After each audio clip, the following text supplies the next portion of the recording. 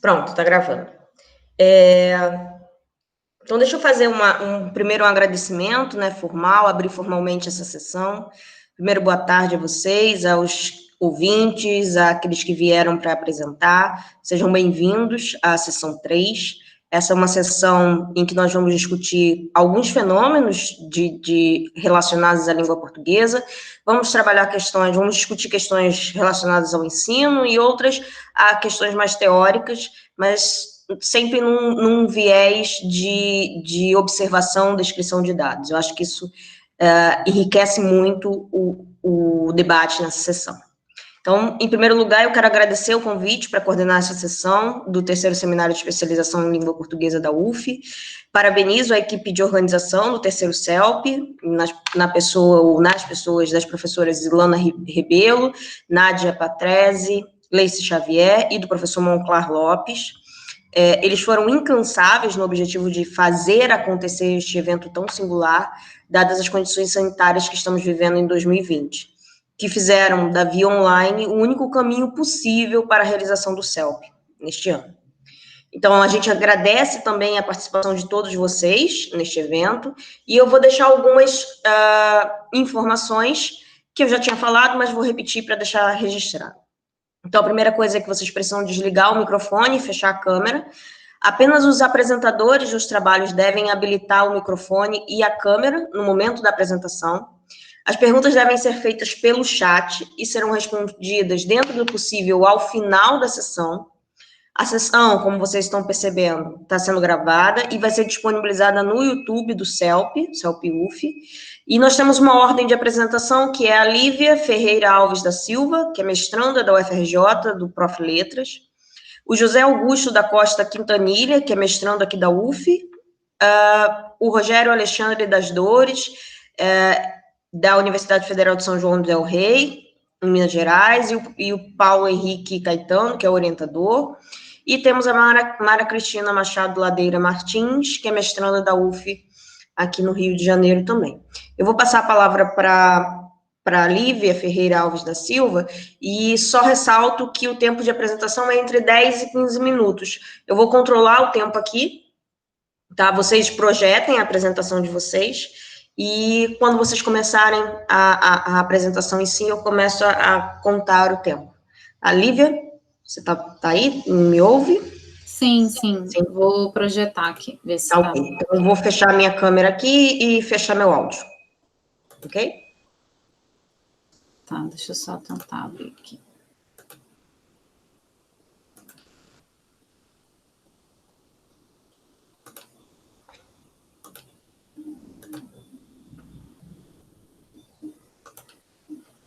Porque tem hora que aparece, tem hora que não aparece. Deixa eu ver se vai.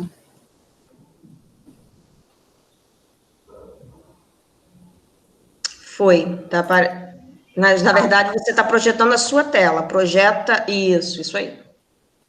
Foi? Foi. Então, tá ok. Boa tarde a todos. Né? Meu nome é Lívia Ferreira Alves da Silva. Como a professora Elaine comentou, eu sou mestranda do programa do Prof. Letras da UFRJ, né, e o tema da minha pesquisa é expressões de futuridade em língua portuguesa, descrição e ensino. Para o percurso, né, da fala de hoje, né, seguindo as orientações, né, dadas por vocês, decidi seguir essa ordem, né, da contextualização da pesquisa, a fundamentação que embasa, né, e o estágio, né, da aplicação, que é o momento no qual se encontra a minha pesquisa. Contextualizando, né, para vocês, acho que o primeiro momento é situar, né, qual o objetivo, né, da pesquisa, da temática, né, em voga aí. Trabalhar com o aluno, né, a construção do futuro verbal em língua portuguesa, de maneira a operacionalizar com algumas formas e os sentidos de estruturas que envolvam a futuridade. Né? Essa pesquisa, ela tem como contexto alunos do 7º ano do ensino fundamental da rede pública municipal do Rio de Janeiro. Esse foi um contexto inicial, mas em virtude também da pandemia, nós precisamos fazer algumas adaptações, né, nessa questão do contexto de pesquisa. A pergunta que norteia, né, a minha pesquisa são quais as estratégias pedagógicas podem ser desenvolvidas para o ensino das expressões de futuridade verbal na proposta de ensino de gramática em 3 eixos. Né? Para que essa pergunta, né, pudesse ser respondida, né, e já que o objetivo é o desenvolvimento de estratégias pedagógicas, a gente precisava de uma proposta cientificamente fundamentada, né, mas que também contasse com a investigação, né, dessa abordagem gramatical, tanto no ensino quanto na pesquisa. Então, para que essa pesquisa, né, pudesse se organizar, a fundamentação teórica, ela precisou fazer uma incursão nas principais orientações oficiais, né, de ensino. As orientações tomadas aí como base foram os PCN, a BNCC e o Currículo Carioca do município do Rio de Janeiro, né, e qual foi a incursão feita nesses documentos oficiais? No primeiro momento, o que esses documentos falam, né, e abordam sobre o tratamento, né, do ensino gramatical na educação básica, e depois uma nova incursão para identificar se esses documentos abordam a temática, né, da futuridade, para que, por fim, né, a gente conseguisse fazer uma revisão aí dessa abordagem do tema da futuridade dentro da tradição e dentro das contribuições científicas. Nesse primeiro momento aí de incursão sobre o papel do ensino gramatical, observou-se que em nenhum momento esses documentos negligenciam, né, o ensino da gramática, nem muito menos, né, o ensino da temática da futuridade. Talvez, muitas vezes, o que aconteça talvez é uma leitura um pouco mais opaca desses documentos, mas eles, de alguma forma, citam a questão, né, do ensino gramatical. Então, a gente percebe que a pesquisa encontra, né, embasamento nessas orientações oficiais, que muitas vezes norteiam, né, todas as movimentações dentro da educação básica, principalmente pensando aí na educação básica. Para que, após esse momento de incursão nos documentos oficiais e dentro da literatura, a gente pudesse fazer o desenvolvimento da unidade didática, a gente tem como principal viés aí de fundamentação para a construção dessa unidade didática, dessas estratégias pedagógicas, o ensino de gramática em 3 eixos, né, proposto por Vieira. Né, o primeiro eixo, né, que ela defende nesse ensino de gramática em 3 eixos, é chamado de gramática e atividade reflexiva. Né? Nesse primeiro eixo, o que é preconizado? Né? São que elementos teóricos descritivos, eles devem ser construídos e sistematizados para as expressões de futuridade, ou seja, que conhecimento o aluno, né, já traz, já possui sobre o conceito de futuridade, mas ele ainda não domina, né, essa informação, ele ainda não tem clareza sobre o conhecimento dessa informação.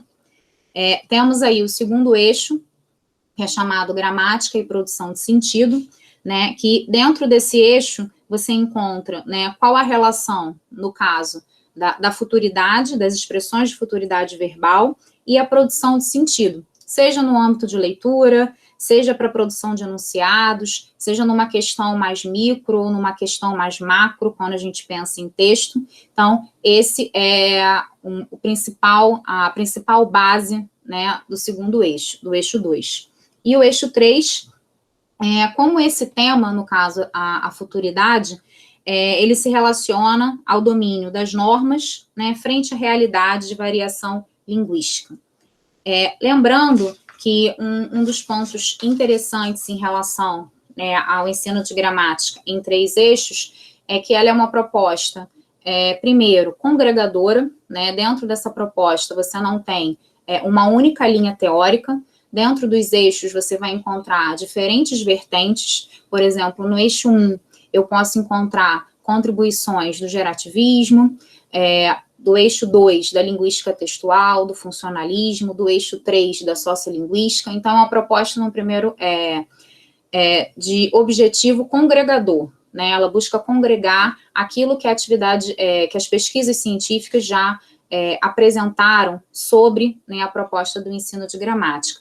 E um segundo momento, né, interessante da proposta de ensino de gramática em 3 eixos é porque ela também busca atender uma questão metodológica, né, que nós já entendemos que é necessário o ensino de gramática, mas muitas vezes o como fazer se encontra uma barreira dentro aí, em especial, da educação básica. Então, dentro dessa proposta também metodológica, dentro dos 3 eixos, você tem uma metodologia de ensino que vai buscar o uso, né, numa situação inicial, normalmente partindo, né, do eixo 1, com uma atividade reflexiva, né, para que depois você tenha um momento exato dessa reflexão, desse uso inicial, para que depois você tenha, né, uma sistematização e, por fim, para que você tenha aí um uso, né, em uma situação final.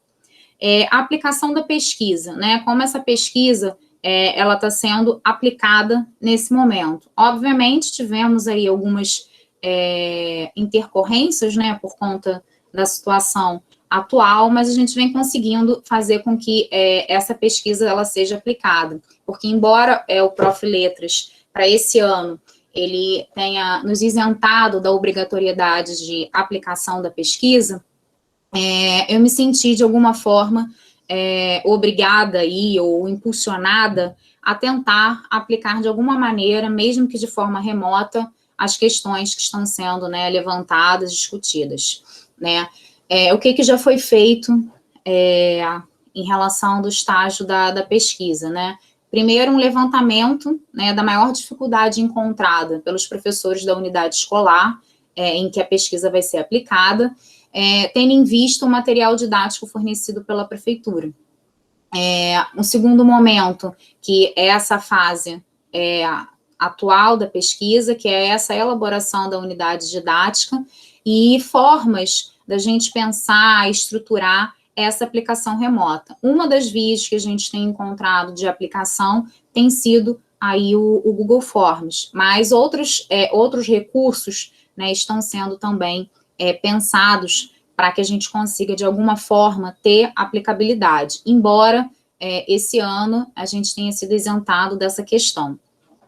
E como uma consideração aí final, que a pesquisa, obviamente, precisou ser adaptada, como eu coloquei para vocês, no primeiro momento, a gente tinha como um contexto apenas alunos do 7º ano, e hoje a gente já está pensando numa aplicação que envolva tanto alunos do 6º até o 9º ano, em virtude da gente não ter conseguido um quantitativo adequado aí no 7º ano, em virtude da educação básica, apresentar inúmeros problemas de acesso aí a essa questão remota. E outra questão que foi, de alguma forma, incluída, né, e repensada dentro dessa elaboração desses recursos pedagógicos, foi a inclusão da tecnologia, de alguns aplicativos, né, desses formulários, que até então não era um objetivo primeiro, né, e passou a incluir como um recurso importante para a verificação da pesquisa. Basicamente, isso, as referências aqui usadas, né, para a elaboração desse material, em parte, de grande uso aí nesse levantamento e nessa elaboração. Gostaria de agradecer, né, por terem me ouvido, e é basicamente isso. Obrigada. Obrigada, Lívia. Pronto, apareci. Obrigada, Lívia. Foi um prazer ouvir você. E eu vou deixar as perguntas para o final. Tá? A gente segue as apresentações. Eu queria saber se o José Augusto da Costa Quintanilha se encontra aqui na sala. Não está? Eu vou passar, então, a fala para os professores Rogério Alexandre das Dores e Paulo Henrique Caetano, lá da Universidade Federal de São João del Rei, e que eles vão falar sobre, o título do trabalho deles é que se a convenção social desmistificando o uso do palavrão no ambiente escolar. Então, vou fechar meu áudio, fechar minha câmera e deixo a palavra com vocês, tá bom? 10 a 15 minutos, e aí no final a gente discute. Depois da apresentação de vocês, a gente passa para o próximo, no final a gente discute. Tá bom? Beleza. Muito obrigado. Bom, boa tarde. Aqui é o Rogério. Rogério, se quiser já localizando a apresentação aí, colocando para compartilhar. E o meu papel aqui é né, de orientador do Rogério, né? Então, só vai fazer essa pequena introdução enquanto ele organiza o material ali. E o Rogério é quem traz essa discussão mais profunda das preocupações que ele tem com a experiência, né, docente dele. E no mestrado em Artes, Urbanidades e Sustentabilidade, né, há um eixo que a gente tem, a gente sempre está preocupado com educação e aplicabilidade, com novas metodologias. Portanto, nesse lugar aí acadêmico, do mestrado acadêmico, o Rogério se encaixa, e com um trabalho muito desafiador, né, mesmo a gente sendo da área das letras, né, foi interessante acolhê-lo no mestrado para poder fazer essa discussão, que tem, né, essa imbricação aí das questões, né, do palavrão com raízes culturais do racismo e de outras questões estruturantes da sociedade brasileira. Portanto, eu vou deixar que o Rogério siga aí, e se eu tiver algum comentário, eu farei assim. Rogério, fica à vontade aí, meu caro. Também vou desligar a câmera aqui, tá? Peço licença. Peraí, eu acho que travou aqui, meu. Mas tá dando legal para ver. Agora, e você está na modalidade de apresentação já? O que saiu agora? Voltou. Pronto, voltou. Eu acho que é só voltar para o início da apresentação. Aí. Você está no final. Então, peraí. Então, me perdi. Desculpa, gente. Não tem problema. Eu já vou até... Tá. Modo tela cheia. Pronto. Isso. Bom, esse trabalho, então, que se a Convenção Social, justificando o uso do ambiente, do uso do palavrão no ambiente escolar. Esse trabalho, ele começa a ser traçado a partir de uma preocupação muito pessoal, que é o ensino do palavrão e dessas expressões vulgares em sala de aula, né, de línguas estrangeiras e também de língua portuguesa, né? E aí, para começar, eu venho com uma questão, né? A educação é para todos, mas quem são esses todos, né? E que tipo de educação é essa para todos? Então, quando a gente fala dessas questões, né, educacionais, a gente tem que incluir aí a questão do racismo, do preconceito, a discriminação, né, porque são temas que são considerados tabus, né? E o palavrão, mais especificamente, é um tema que não se trata, né, dentro da escola. E quando se trata é de uma forma muito superficial. Né? Por quê? Porque isso é uma tarefa muito complexa. Porque o sistema escolar é um sistema que ainda vai muito pela via tradicional, né, apesar dos muitos avanços que já tivemos no decorrer, né, dos anos, mas ainda prima-se muito por uma visão eurocêntrica, né, e muito tradicional. Então, alguns profissionais ainda não estão bem preparados, e eu digo bem preparados no sentido psicológico, né, para o trabalho com essas questões tabus. Né? Não, mas não só o psicológico, mas também do próprio meio, como a gente pode dizer, nossa, fugiu a palavra, mas de formação, né? Então, geralmente, esses conteúdos vêm meio que descontextualizados, né, no ambiente escolar, porque já vem com essa visão eurocêntrica. Então, o aluno, quando chega na sala de aula, ele vem meio que perdido com relação a essa questão do uso, né? Então, ele pode usar essa questão da língua. Então, a gente observa... desculpa. A gente observa que há possibilidades de abordar esse ensino de línguas, né? E como é que a gente tem que fazer? Como é que a gente pode proceder com relação a isso? É fazer uma reflexão sobre a globalização de uma perspectiva decolonial. Ou seja, a gente não pode ficar centrado na visão eurocêntrica do ensino, né?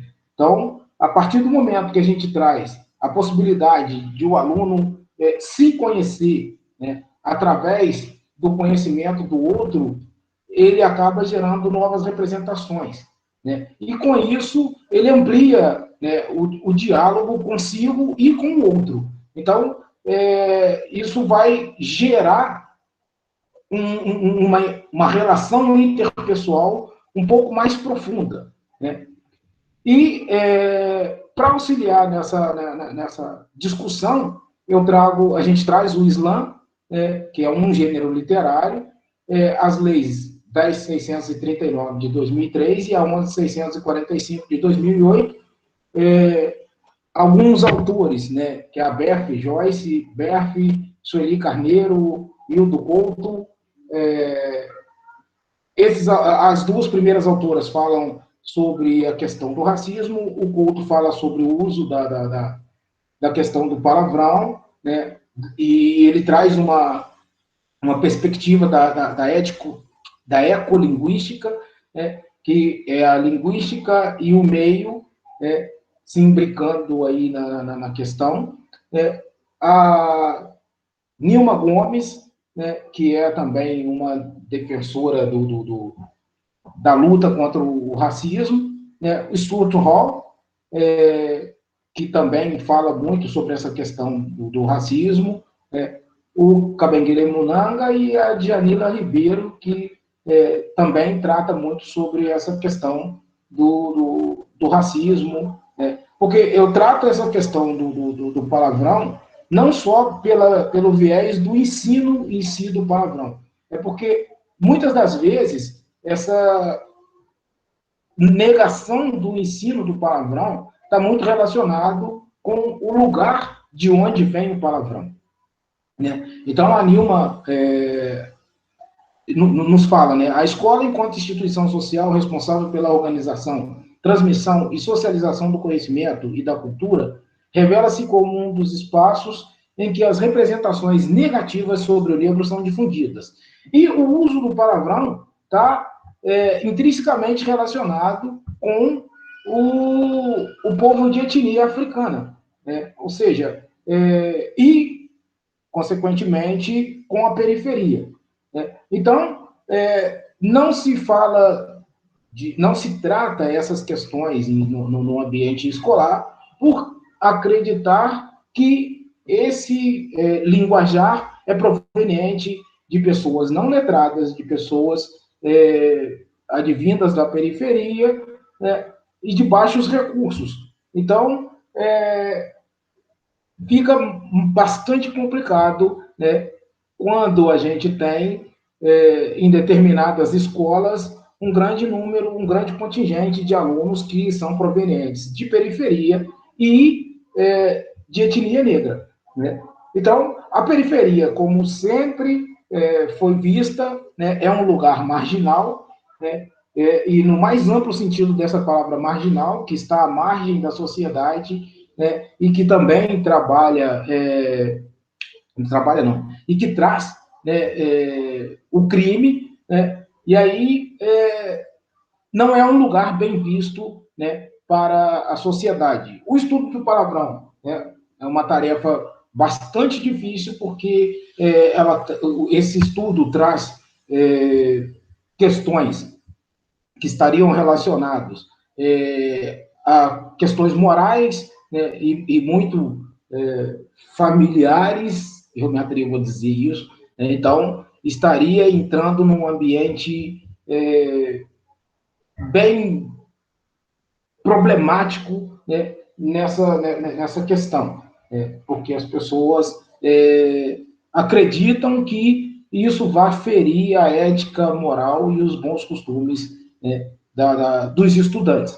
Então, a gente precisa fazer a desconstrução dessa visão e mostrar que o palavrão é uma forma de expressão que, se bem tratada, né, pode ser utilizado, e aí esse uso pode se tornar apropriado para determinadas situações, né? E aí a gente vem com a ideia, né, de fazer um contraponto entre os cânones da literatura, né, e a literatura marginal. A gente vê que nas escolas a gente traz muita leitura, né? A música tem que ser a música clássica, a leitura tem que ser de autores, né, que são considerados os cânones da literatura, mas, por exemplo, o slam, o hip hop, o rap, o funk, não são trabalhados, né? E quando são trabalhados de maneira extra, né, como um ponto de diversão e nada mais. E aí eu trago aqui 5 imagens que para mim são bastante emblemáticas, né, 3 delas, as 3 primeiras, são apresentações do slam, né? A primeira é o WJ, que é um slammer, que trata, né, nessa batalha específica, ele traz questões, né, de moradia, né, dessa exclusão social, né, que a cor da pele traz, né, e no segundo, a Andrea Bach, e ela também traz essa questão das relações sociais, né, a questão do ensino excludente, né, dos negros, né, que o negro não teria espaço, não tem espaço, né, para o estudo, mas muitos dos estudiosos são negros, né, a gente tem muitos intelectuais negros que não são trabalhados nas escolas, né, e a terceira, que é a Gabi Z, que fala da questão do corpo da mulher negra, né, e o uso do corpo da mulher negra, né, como objeto. Né? Então, ela utiliza, os 3 utilizam, né, do palavrão para expressar essas inquietudes que a sociedade brasileira tem trazido nos últimos tempos, né? Mais especificamente nos últimos tempos. Né? E o quarto vídeo, né, o primeiro de baixo, à esquerda, é o Akla, que faz uma comparação entre o hip hop e as obras de Shakespeare. Então, nesse vídeo, ele traz as obras de Shakespeare, trechos das obras de Shakespeare e trechos de músicas que são tocadas no cotidiano das rádios, né, no mundo. Né? E aí ele faz uma interação com o público perguntando, e aí, vocês sabem se isso é hip hop ou se é Shakespeare? E as pessoas não conseguem identificar se é uma obra de Shakespeare ou se é o hip hop. Então, é uma coisa bastante interessante, porque as pessoas julgam simplesmente porque estão sendo colocadas naquele momento, mas não sabem o que está por trás exatamente daquilo que estão vendo ou ouvindo. Então, quando dizem, mas esse menino é da periferia, ele está usando um palavrão, né? Esse menino da periferia, ele só ouve rap, ele só ouve o funk, ele só ouve o hip hop, né? mas a gente não sabe o que esse menino tem de carga educacional, motivacional, de vivência interpessoal. Então, o julgamento é de periferia, então ele não tem esse conhecimento. E a última imagem que eu apresento aí é da reunião ministerial de 22 de abril, onde a gente pode ver que a maioria dos participantes branca, hétero, cis, letrada, uma galera que seria, a princípio, considerada como não falantes, não usuários, desculpa, não usuários do palavrão, mas nessa reunião ficou muito claro para todo mundo que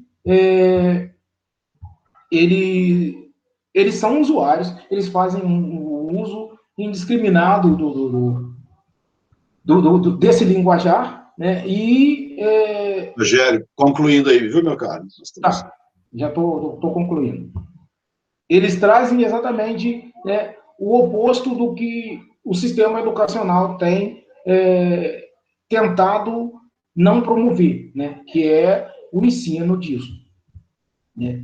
E eu trago aqui algumas referências, né? A gente não trouxe, não coloquei todas, mas eu coloco algumas referências que foram utilizadas para o início desse trabalho, que é um trabalho que ainda não está concluído, né, especificamente, porque é um trabalho de mestrado que a gente está em processo, então não está concluído. Eu agradeço aí a todos pela presença, aí estão os nossos contatos, agradeço imensamente pelo tempo que vocês estiveram aqui. Muito obrigado. Eu agradeço. Agradecer também e agradecer a organização, viu? A professora Elaine e aos demais participantes pelo excelente, por promover esse evento ainda, né, sob condições difíceis nesse momento. Então, saúde e paz para todos aí. Tá? Obrigada, Paulo. Obrigada, Rogério. Aproveito, antes de chamar a próxima apresentação, para avisar que a professora Ilana já colocou aqui no chat o link para vocês preencherem o formulário de frequência. Então, todo mundo que está participando aqui da sessão, mesmo aqueles que estão apresentando, precisam preencher esse formulário que está aqui no chat. Tá? Não deixem de fazer isso para a gente poder emitir o certificado de vocês. Vou chamar agora a Mara Cristina Machado Ladeira Martins, que é mestranda aqui da UF, e a Mara vai apresentar o trabalho... Só um momento, gente, que entrou gente aqui. O trabalho A Expressão do Aspecto Cursivo a partir da construção por X tempo. Mara, eu vou fechar minha câmera, e quando você começar, eu começo a contar o tempo, aí eu te aviso. Quando tá bom, assim, vou começar a apresentar. Então, peraí. Então, deixa eu fechar minha câmera aqui.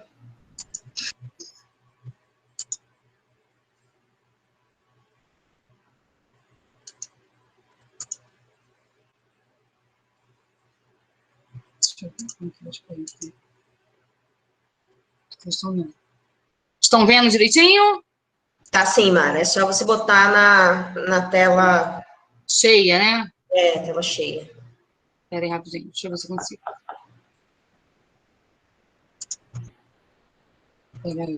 Vai ali em apresentação. Aqui? Aqui, ó, apresentação de slides. Aqui em cima, né?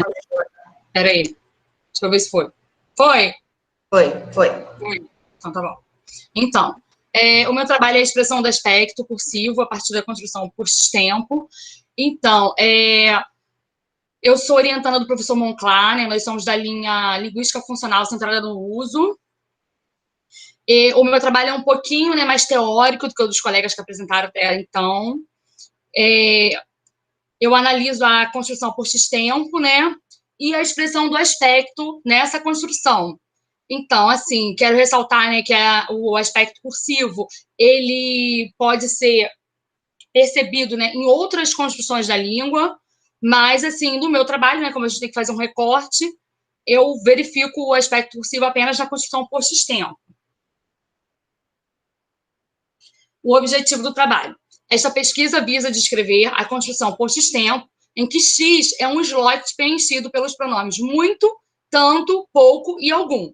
Trata-se de um subesquema que contribui para a expressão do aspecto verbal cursivo, cujos sentidos são ora mais, ora menos durativos, a depender do elemento que ocupa o slot X. Então, a gente vai perceber que mesmo dentro do aspecto cursivo, né, a gente tem essa diferença de duração. Fundamentação teórica. Utilizamos como referencial teórico a linguística funcional centrada no uso. Eu cito aqui os autores Oliveira e Rosário, que são da UF, Cunha, né, a Maria Angélica, Croft e Kruse, que são muito importantes para a nossa teoria, né, e Lang, que é da linguística cognitiva.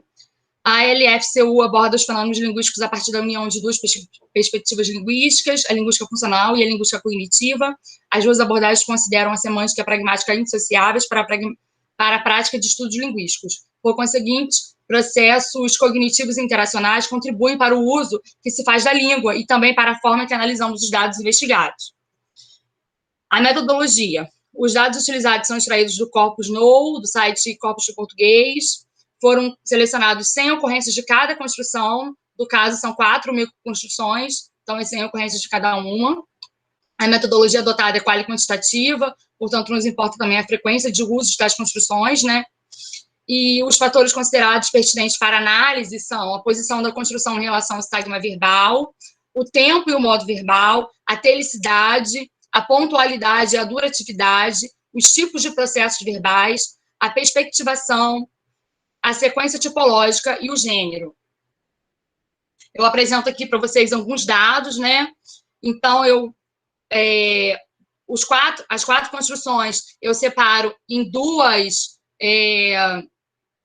categorias. A categoria menos durativo, que eu coloco a construção por pouco tempo e a por algum tempo. E no mais durativo, o por tanto tempo, por muito tempo e por algum tempo. Então, a gente verifica a partir dos dados que o por algum tempo, ele sofre uma certa variação, né? E que ele pode, em alguns momentos, ser entendido como menos durativo, em outros como mais durativo. Existem, inclusive, dados, né, onde o por algum tempo, ele pode ser participante das duas categorias, porque ele pode ser entendido como mais ou como menos durativo. Claro que ressaltamos que isso acarretará, né, mudanças de sentido, né, mudança de significado, mas ele pode ser entendido como participante de uma ou outra em certas ocorrências. E existem também outras ocorrências em que ele é totalmente indefinido e que nós não temos conseguido categorizar. São 23 ocorrências das 100, né, que não conseguimos categorizar. Aqui eu trouxe um exemplo de por pouco tempo. A gente já fez esse planejamento, enviou no início do ano para o governo faz ajustes, aprova e manda de volta para a gente ter o aval para executar. Com esse corte agora, a gente vai ter que começar a reduzir. A gente não reduz gastos. A gente trabalha com a educação como investimento. Então, a gente começa a reduzir o ensino de qualidade do nosso ensino. Lamentou. A redução de 38% no orçamento representa quase 2 milhões a menos para pagar as contas bancárias e investir nas pesquisas. Por isso, mesmo economizando, o recurso em caixa deve durar por pouco tempo. Então, aqui eu ressalto, né, o por pouco tempo, que mostra, né, que é uma ação que vai durar por pouco tempo, né, que vai ter uma curta duração. Então, nós categorizamos como menos durativo. É um aspecto cursivo, né, porque ele está aqui conceptualizando a ação em si, né, não é nem o início nem o final, é o curso da ação. Mas também nos mostra, né, que é uma ação de curta duração. Aqui eu por algum tempo como menos durativo. Dessa forma, o mercado pode consultar e verificar que aquela pessoa não é má pagadora, apenas esteve por algum tempo sem condições de quitar determinado débito, mas continua, então, merecedora de receber crédito. Então, a gente percebe aqui que esse por algum tempo, na verdade, ele pode, inclusive, ser substituído pelo protótipo da categoria menos durativo, que é o por pouco tempo. Porque aqui a gente percebe, né, através, né, dos elementos do texto, das pistas textuais, do próprio contexto, né, que esse tempo é uma curta duração, né, que essa pessoa ficou sem poder quitar seus débitos. Então, a gente entende aqui que esse por algum tempo pertence à categoria menos durativa, que ele está, né, conceptualizando uma duração breve. Aqui nós temos o por algum tempo mais durativo. Na última semana, o governador fluminense, Wilson Witson, entregou ao Ministério da Economia, ao ministro da Economia, Paulo Guedes, a proposta de prorrogação do regime por mais 2 anos, desculpa. Na Assembleia Legislativa do Rio de Janeiro, a Comissão Parlamentar de Inquérito da Crise Fiscal investiga o aumento da dívida consolidada do Estado após o ingresso do regime de recuperação fiscal. Geovalter Correia vê o ingresso de Goiás com receio. O regime de recuperação fiscal está para os estados para recuperação judicial para empresas privadas. Nesse sentido, quem vai vender ou negociar com um estado que está falido? Quem vai empreender em Goiás, sabendo que o estado não tem condições de investir na infraestrutura necessária para viabilizar o empreendimento por algum tempo? Então, nós percebemos esse por algum tempo como, na verdade, um mais durativo, porque aqui caberia a substituição pelo protótipo da categoria mais durativo, que é o por muito tempo. Percebemos por pistas textuais, né, e também pelo contexto, principalmente econômico, que esse por algum tempo, na verdade, ele vai ter uma duração bastante longa. Aqui nós apresentamos o por tanto tempo, que faz parte da categoria mais durativo, né?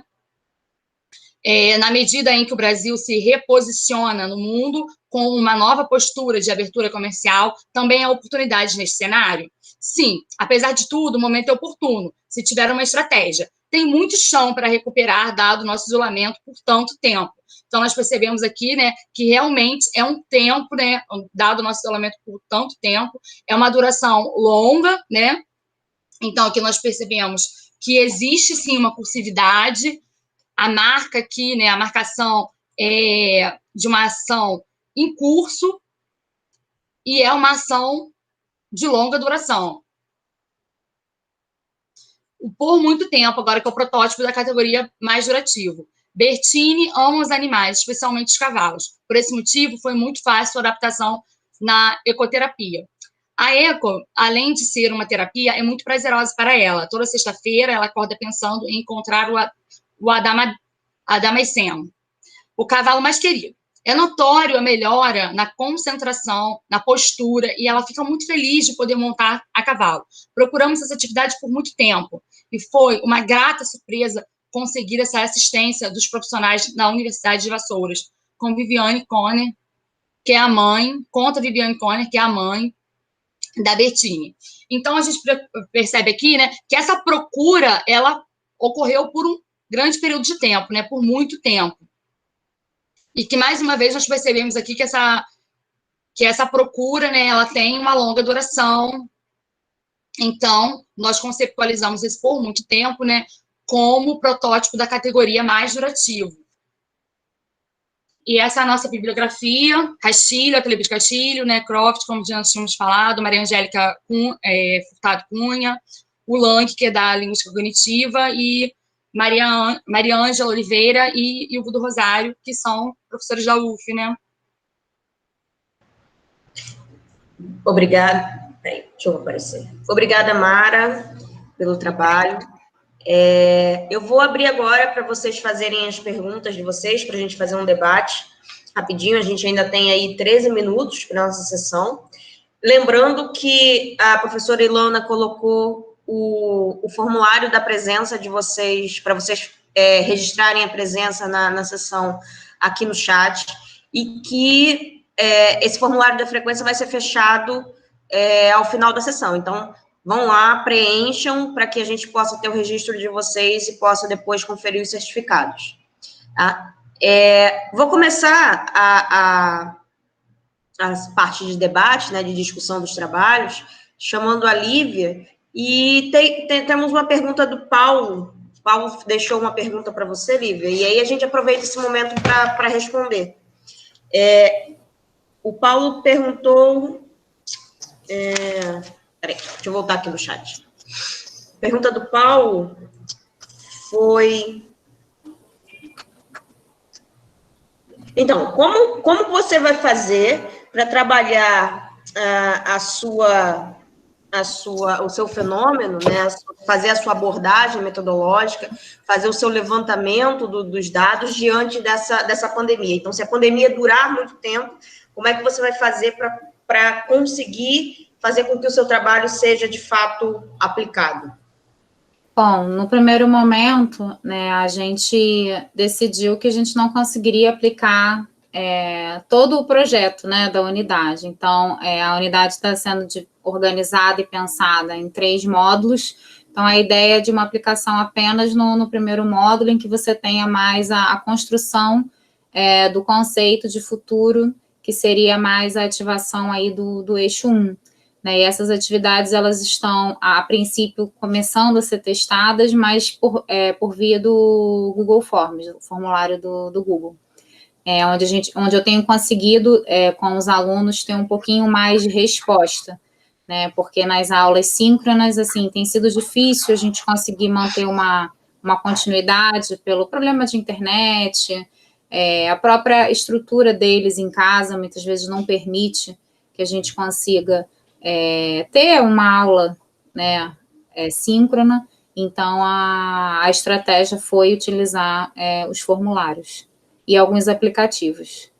É isso que eu ia te sugerir, usar alguns aplicativos, além do formulário. A gente sabe que tem, acho que o Padlet tem alguns outros que podem ajudar nessa tarefa. É claro, para você usar esse material, o aluno precisa ter acesso à internet, e isso dificulta o seu trabalho. Então, assim, é um desafio grande você realizar isso nesse momento. Mas eu fiquei com uma questão que tem mais a ver com a minha formação mesmo de alguém que trabalha com descrição linguística, mudança e tal. Você fala em expressão da futuridade, mas quais são as formas variantes que você está controlando? Porque a expressão da futuridade tem muita coisa. Eu cheguei a colocar aí de uma forma bem geral, né? Mas a gente está trabalhando com o futuro do presente, simples, e a forma perifrástica, né? Que, no caso, são normalmente as formas aí em contraste. Eu vou comprar e eu comprarei. E aí a hipótese de vocês... A hipótese que a gente tem é que, por exemplo, a forma do futuro do presente, ela não está, vamos dizer assim, tão usual e talvez clara na visão dos alunos, né? Porque com algumas coletas já informais, né? Fazendo antes da gente chegar na aplicação efetivamente, a gente fez alguns testes, né? E a gente vem observando muitas vezes por parte desses alunos, assim, negligenciando o futuro do presente, talvez nem não reconheçam nem essa forma como uma expressão de futuridade, e a forma prática sendo, vamos dizer assim, a que está em predominância, seja dentro da modalidade aí oral, seja escrita. Exatamente, é isso que eu ia dizer.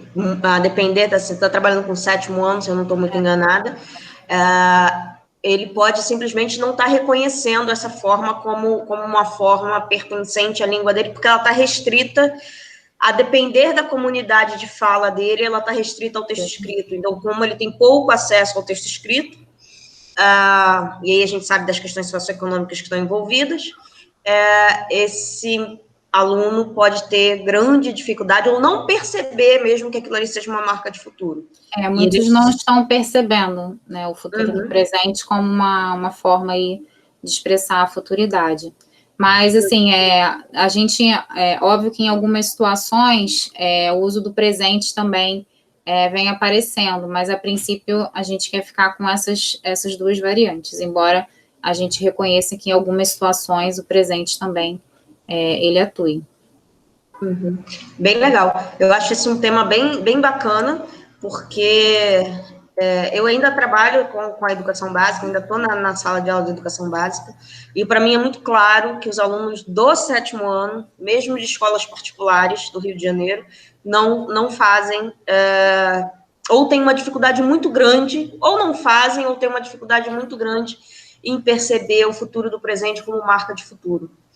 Outro problema também que a gente enfrentou em decorrência da pandemia, que embora não fosse o objetivo da pesquisa, mas o trabalho também com o conceito de verbo, a identificação do verbo, era um projeto também para que a gente conseguisse aplicar ao longo do ano. Sim. Mas de forma remota, Então, por isso que, assim, toda a unidade a gente não vai conseguir aplicar, porque a gente também não conseguiu desenvolver, por exemplo, de uma forma prévia, o conceito do verbo, a identificação, a estrutura. Então, tudo isso precisou ser readaptado, remodelado, mas não negligenciado, né? Sim. Tem muita informação intricada nessa categoria verbo, né?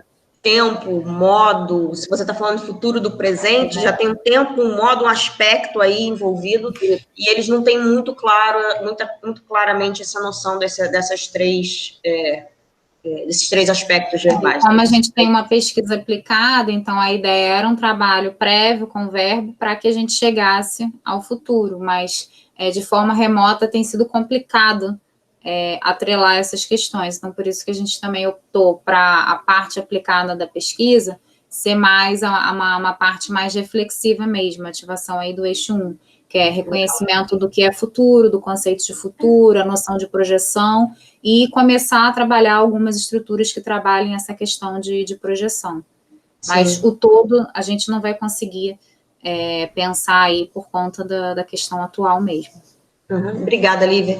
Deixa eu falar um pouquinho com o Paulo e com o Rogério, para que a gente possa falar um pouquinho do trabalho deles. Oi, Paulo. Oi, Rogério. Oi. Rogério daqui a pouco entra. Então, um trabalho bem interessante. Eu acho que é extremamente relevante a gente poder discutir essa questão das formas que são tidas como estigmatizadas na sociedade, o palavrão é uma delas.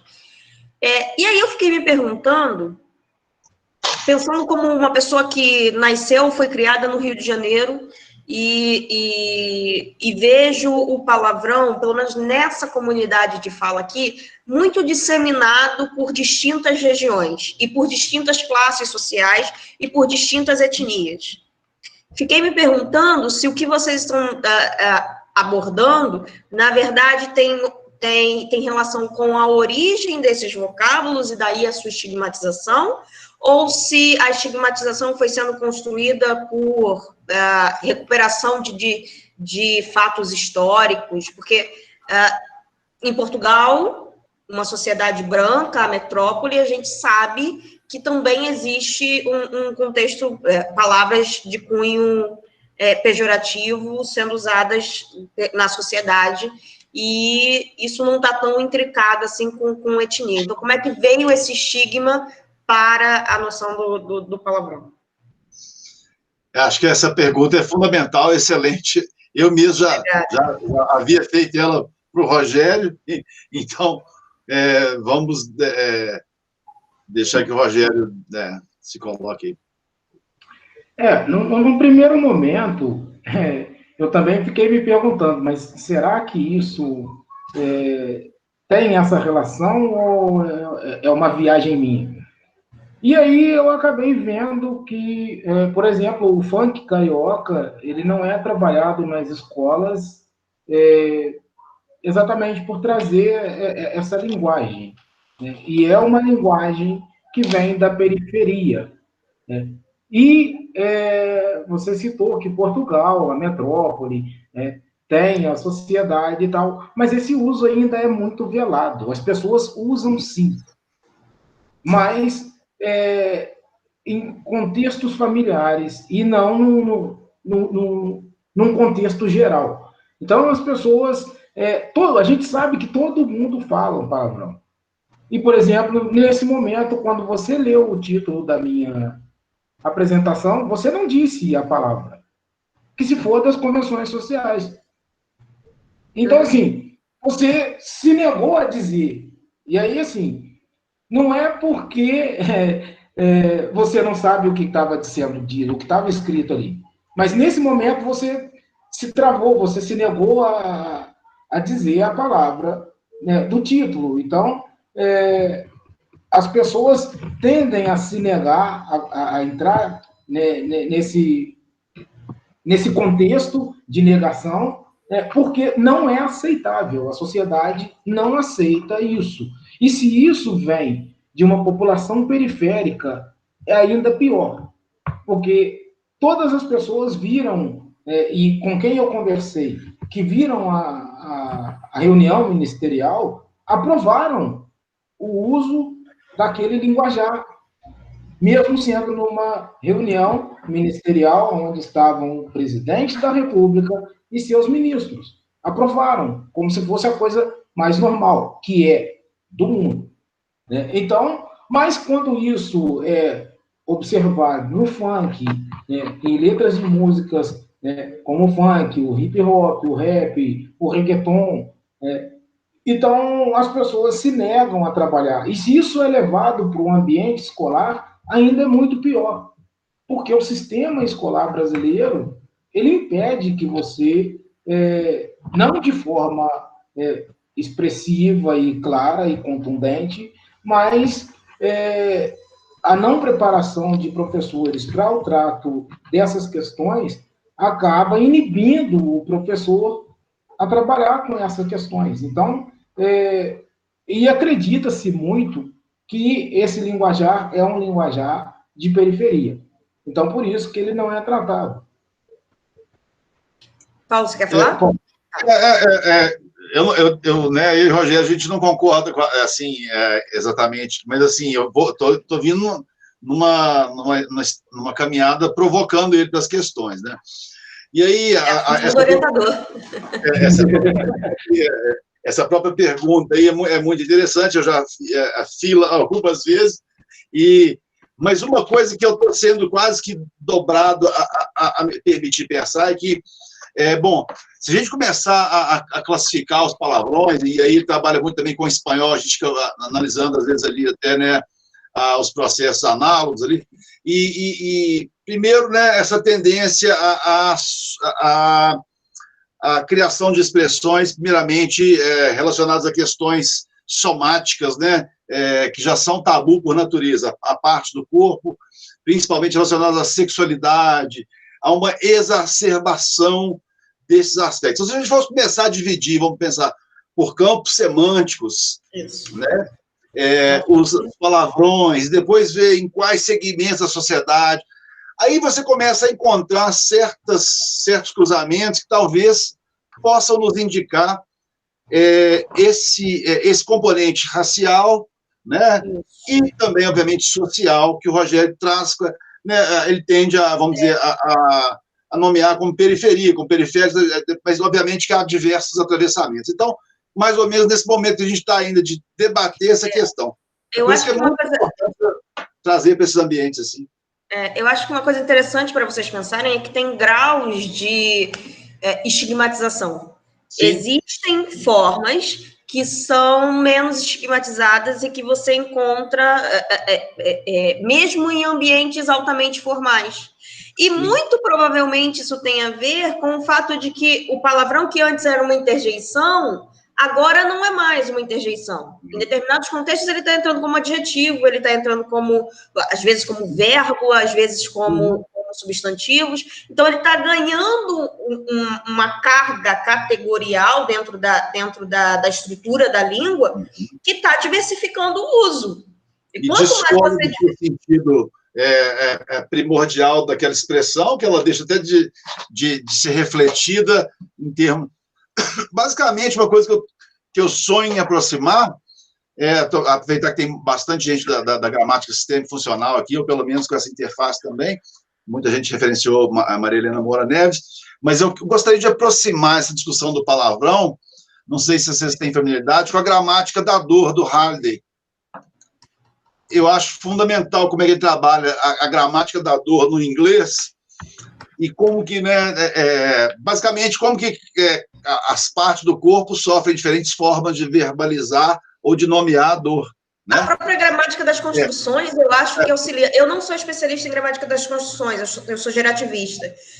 Mas acho que a gramática das construções, que é a linha do professor Ivo, é a linha da professora Mariângela, Ivo Rosário, a professora Mariângela Rios, que foram citadas aqui, o professor Monclar Lopes, que é orientador de uma das pesquisas que está aqui, é uma linha que pode dar um caminho para vocês.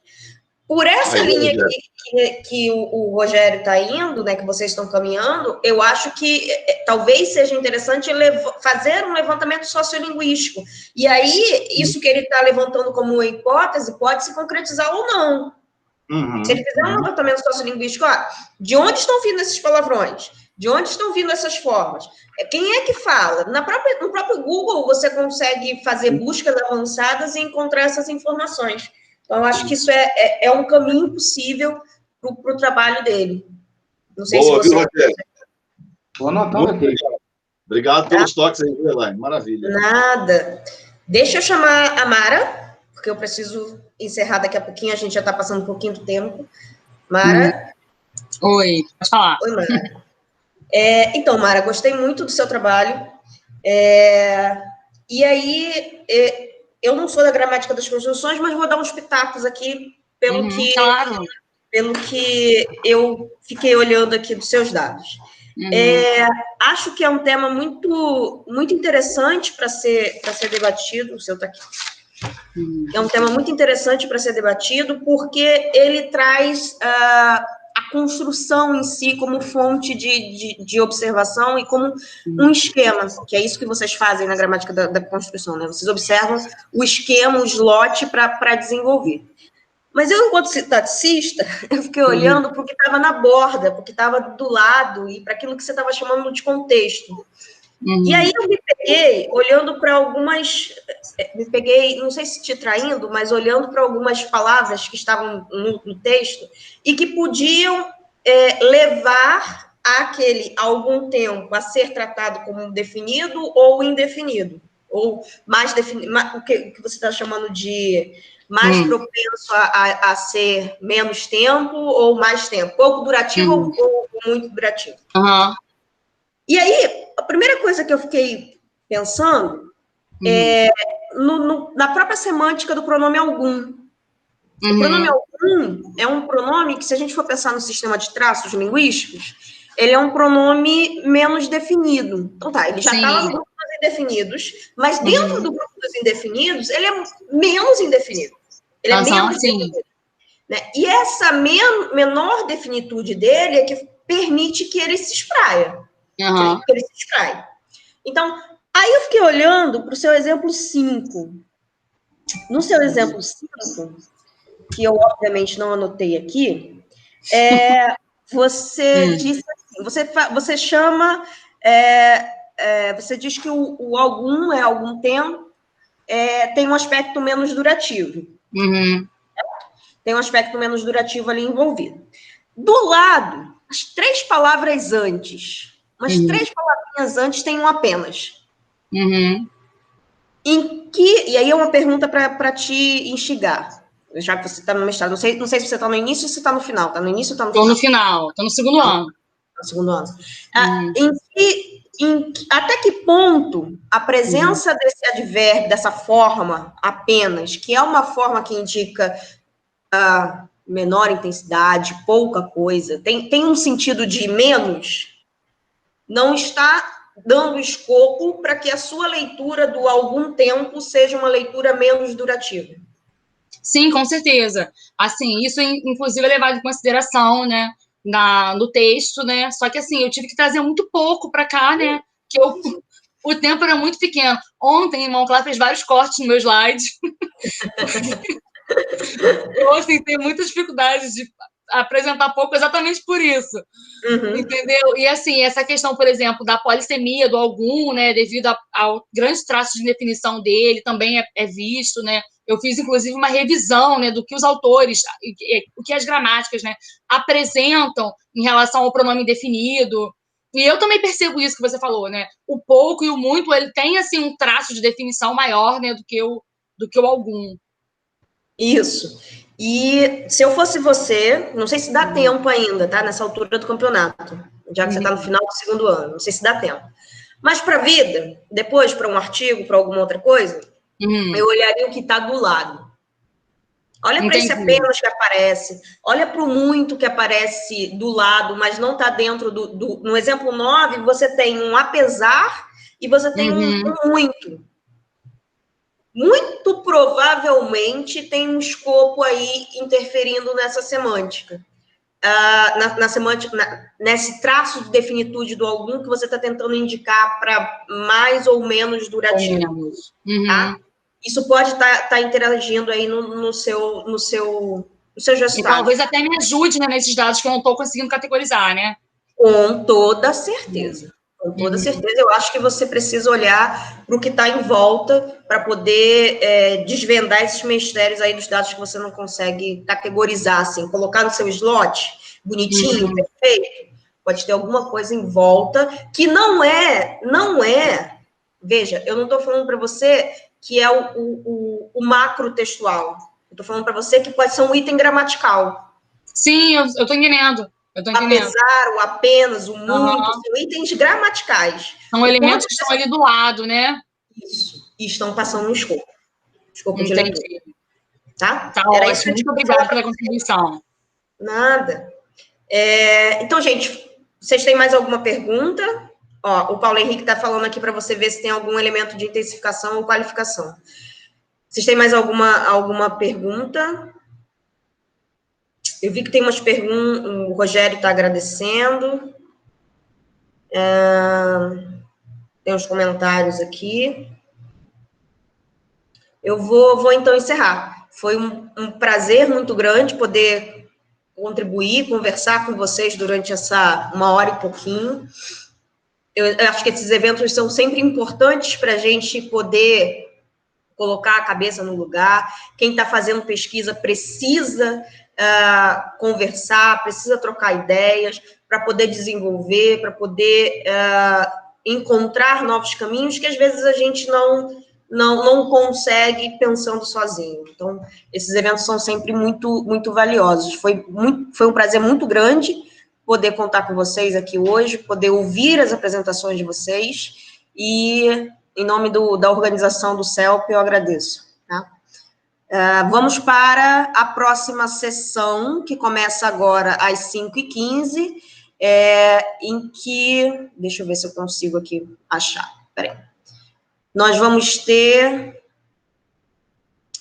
uma mesa de encerramento, cujo título é Gêneros Discursivos e Metacognição nas Práticas de Letramento Acadêmico, com as professoras doutora Fabiana Esteves Neves, aqui da UF, professora doutora Jéssica do Nascimento Rodrigues, também da UF, a Fabiana do Instituto de Letras e a professora Jéssica da Faculdade de Educação, e a mesa vai ser mediada pela professora Nádia Patrese, daqui da UF também.